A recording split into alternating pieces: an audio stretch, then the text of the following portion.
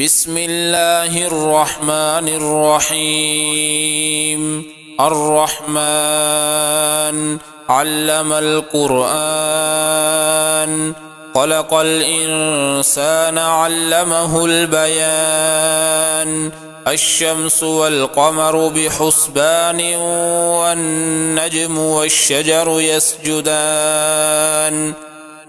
والسماء رفعها ووضع الميزان، ألا تطغوا في الميزان، وأقيموا الوزن بالقسط ولا تخسروا الميزان. والأرض وضعها للأنام، فيها فاكهة والنخل ذات الأكمام، والحب ذو العصف والريحان. فبأي آلاء ربكما تكذبان؟ خلق الإنسان من صلصال كالفخار، وخلق الجان من مارج من نار. فبأي آلاء ربكما تكذبان؟ رب المشرقين ورب المغربين، فبأي آلاء ربكما تكذبان؟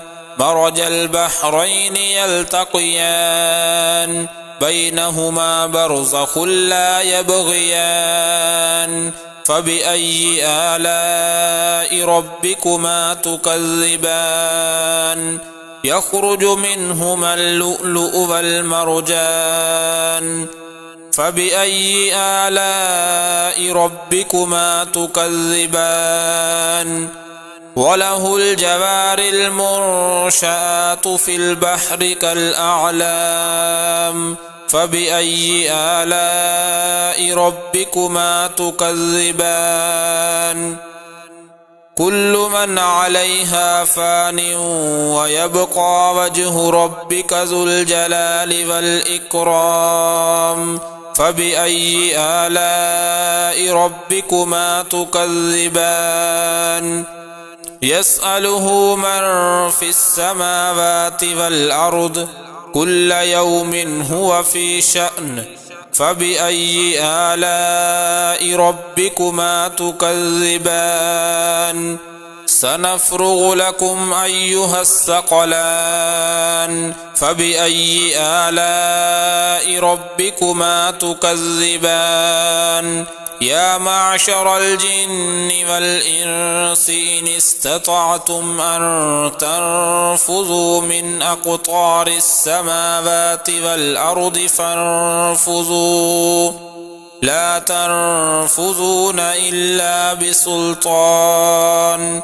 فبأي آلاء ربكما تكذبان؟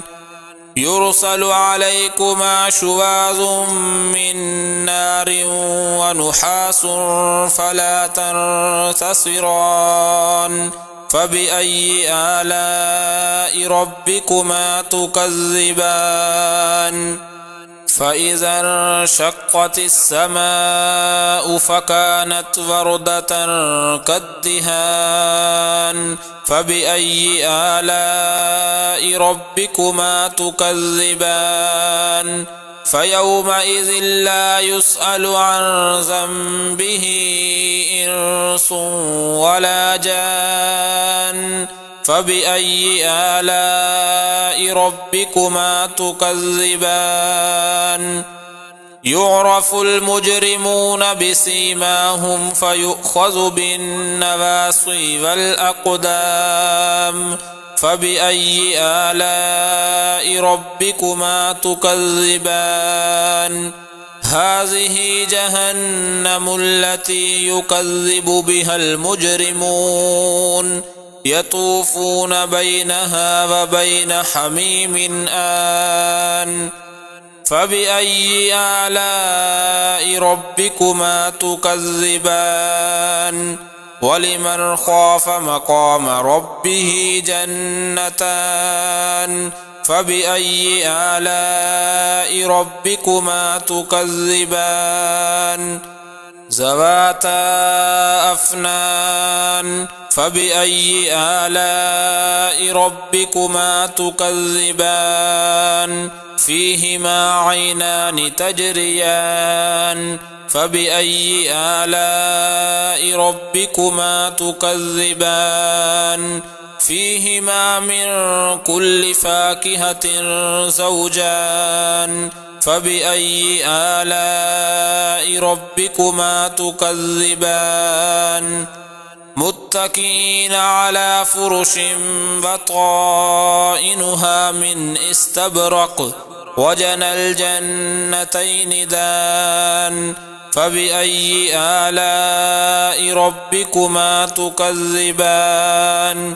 فيهن قاصرات الطرف لم يطمثهن إنس قبلهم ولا جان فبأي آلاء ربكما تكذبان كأنهن الياقوت والمرجان فبأي آلاء ربكما تكذبان هل جزاء الإحسان إلا الإحسان فبأي آلاء ربكما تكذبان ومن دونهما جنتان فبأي آلاء ربكما تكذبان مدهامتان فبأي آلاء ربكما تكذبان فيهما عينان نضاختان فبأي آلاء ربكما تكذبان فيهما فاكهة ونخل ورمان فبأي آلاء ربكما تكذبان فيهن خيرات حسان فبأي آلاء ربكما تكذبان حور مقصورات في الخيام فبأي آلاء ربكما تكذبان لم يطمثهن إنس قبلهم ولا جان فبأي آلاء ربكما تكذبان متكئين على رفرف خضر وعبقري حسان فبأي آلاء ربكما تكذبان تبارك اسم ربك ذي الجلال والإكرام